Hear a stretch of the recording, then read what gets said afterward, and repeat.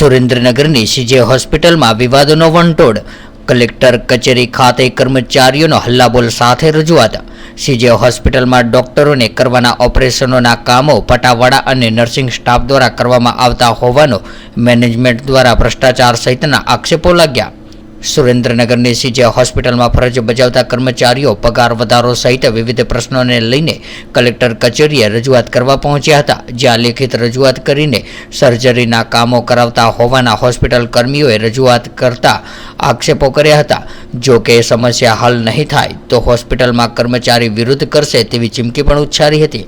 ત્યારે સુરેન્દ્રનગરની સીજે હોસ્પિટલમાં અનેક લોકો સારવાર અર્થે આવતા હોય છે, ત્યારે સુરેન્દ્રનગરની સીજે હોસ્પિટલ વિવાદમાં આવી છે, જેમાં સીજે હોસ્પિટલમાં કામ કરતા કર્મચારીઓ જેમાં પટ્ટાવાળા નર્સિંગ સ્ટાફ કલેક્ટર કચેરી ખાતે લેખિત રજૂઆત કરવા પહોંચ્યા હતા, જ્યાં રજૂઆત કરતા તેઓએ જણાવ્યું હતું કે હોસ્પિટલમાં કામ કરતા કર્મચારીઓને ઘણા સમયથી પગારનો પ્રશ્ન રહે છે, જ્યારે 7મા પગાર પંચની માંગ કરતા પગાર વધારો સહિતના પ્રશ્નોનો ટ્રસ્ટીઓ દ્વારા નિવેડો લાવવામાં ન આવતા રોષ વ્યાપી ઉઠ્યો હતો। જ્યારે ડોક્ટરોને કરવાના ઓપરેશનના કામો પટ્ટાવાળા નર્સિંગ સ્ટાફ દ્વારા કરવામાં આવતા હોવાનો આક્ષેપ પણ કરાયો હતો। જો કે તંત્ર દ્વારા પગલાં નહીં લેવાય તો કર્મચારીઓ દ્વારા કચેરી બહાર ઉગ્ર ધરણા કરીને ઉગ્ર આંદોલન કરવાની ચીમકી ઉચ્ચારી હતી। અમે સીજે હોસ્પિટલના તમામ કર્મચારીઓ, મારું નામ કૈલાસભાઈ નટવરભાઈ મિયાવડા, અમે તમામ કર્મચારીઓ કલેક્ટર સાહેબને 10 તારીખે રજૂઆત કરવા આવ્યા હતા અમારી માંગણી અનુસંધાને। ત્યારે કલેક્ટર સાહેબે અમને વ્યવસ્થિત સાંભળ્યા અને અમને ગુરુવારે 12 તારીખે ગુરુવારે 12 તારીખે આશ્વાસન આપેલું કે મેનેજમેન્ટને સાથે રાખીને તમારો પ્રશ્નનું હલ કરાવશું। આજે 12 તારીખે અમે કલેક્ટર સાહેબની કચેરી આવ્યા। અધિક કલેક્ટર સાહેબ શ્રી ઓઝા સાહેબને અમે રૂબરૂ મળ્યા। ઓઝા સાહેબે અમને 10 દિવસનું કમિટમેન્ટ આપ્યું છે, 10 દિવસની અંદર તમને મેનેજમેન્ટ બોલાવી મેનેજમેન્ટને તમારું બધાનું સમાધાન થઈ જશે અને તમારી જે કંઈ માંગણી છે એ 10 દિવસની અંદર તમારી સંતોષી દે છે। તો 10 દિવસની અંદર માંગણી સંતોષે નહીં તો અમારી પાસે આવજો, બીજા દિવસે હું કરાવી દઈશ એવું અમને અત્યારે આશ્વાસન આપ્યું છે। હાલમાં અત્યારે અમારી જે કંઈ લડત કે માંગણી છે એ અમે 10 દિવસ પૂરતું સ્થગિત રાખી છીએ અધિક કલેક્ટર સાહેબના વચનને કહેવાથી। અમારી પગારની માંગણી છે, પગાર વધારો 7મા પગાર પંચની, સ્ટાફને પરિવાર સાથે મેડિકલને લગતી તમામ સારવાર ફ્રી આપવી એ અમારી માંગણી છે। એ અધિક કલેક્ટર સાહેબે 10 દિવસનું આશ્વાસન આપ્યું છે। અમે અધિક કલેક્ટર સાહેબના કહેવાથી 10 દિવસ અમે રાહ જોઈએ છીએ।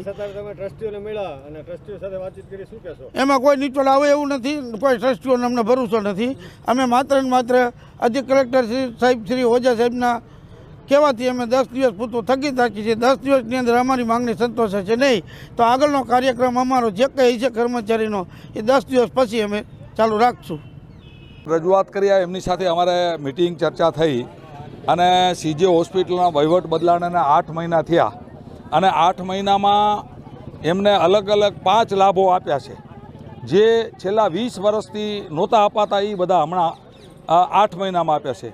અમે જ્યારે વહીવટમાં બધા જે 5-7 જણા નવા આવ્યા ત્યારથી જે સંભાળ્યું ત્યારે 27 લાખ રૂપિયાની ખોટ હતી અને દિવાળી ઉપર પગાર પણ ચૂકવી શકાય એવી પોઝિશન નહોતી અને ત્યારે અમે બધાએ જે વહીવટ કરતા હતા એ બધાએ લાખ રૂપિયાના ચેક આપી અને એ પગારના ચૂકવણા થાય એમ સંસ્થા ઊભી રહે એવો પ્રયત્ન કર્યા અને પછી જે વહીવટ અલગ અલગ જે સંસ્થાએ નવા ચેન્જ કર્યા એને કારણે સંસ્થા થોડી પગભર થઈ છે અને એ પગભર થઈ પછી અમે એમની માંગણીઓ સરસ સ્વીકારવા તૈયાર છીએ। પણ 31 માર્ચ પછી સંસ્થાનો વહીવટ ક્યાં ઊભો છે, જૂની ખોટ પૂરી કરતાં કેટલો નફો કરે છે અને એ જવાબદારીઓ પૂરી કરતા અને જે કંઈ વધારો દેવાનો આવે એ અમે આપવા તૈયાર છીએ। ખાસ કરીને જે અત્યારે ભ્રષ્ટાચારની વાત કરે છે, પગાર વધારાની વાત કરે છે કે શું કહેશો? ભ્રષ્ટાચાર જો અમે તો કોઈની ચા નથી પીતા। આ જેટલા વહીવટમાં છે ને અત્યારે કમિટીમાં અમે ચા પણ અમારા પૈસાની પીએ છીએ અને એમને ભ્રષ્ટાચાર લાગતો હોય તો એમને મુબારક અને લાખ રૂપિયા ઘરના આપીએ અને ભ્રષ્ટાચાર કરવાના હોય। લાખ રૂપિયાનો ઝાલા સાહેબ ચેક આપ્યો, લાખ રૂપિયાનો મેં આપ્યો, નિલેશભાઈએ આપ્યો, બધા અમે અને 50 લાખનું ડોનેશન લાયા તો લોકો આવા ધંધા કરશે કે અમે ભ્રષ્ટાચાર, તો એ ગામમાં ડોનેશન કોણ આપશે? અને એ એમ કે અમે ઓપરેશન કરીએ છીએ, અમે આમ કરીએ છીએ, તો એ ખરેખર કોનો ઓપરેશન કર્યો, કોણે કર્યો, એની પણ એક કાલવારે ડૉક્ટર ઉપર એફઆઈઆર થશે, અને જેને ઓપરેશન કર્યું હોય, જેને પહેલાં કર્યું હોય એની ઉપર પણ એફઆઈઆર થાય અને માનવ વધનો કેસ થશે. એ જે ગમે તે નિવેદન આપે એ સારું થોડું છે? તમારી પાસે ડિગ્રી નથી ને તમે ઓપરેશન કેવી રીતે કર્યું?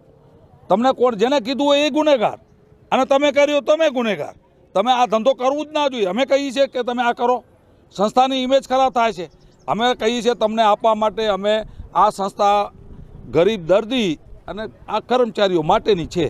એમાંથી કોઈ બહાર 2 પૈસા લઈ જવાવાળું નથી. અને જે તે સમયે કદાચ થોડું ઘણું હાલ્યું હોય છે એ તો માનવે બધું વહીવટમાં બદલાતું હોય છે, રાજકારણમાં બદલાય, અહીંયા બદલાય, ટ્રસ્ટોમાં બદલાય, એ જે કંઈ ચાલતું હોય તો ચાલતું હોય છે.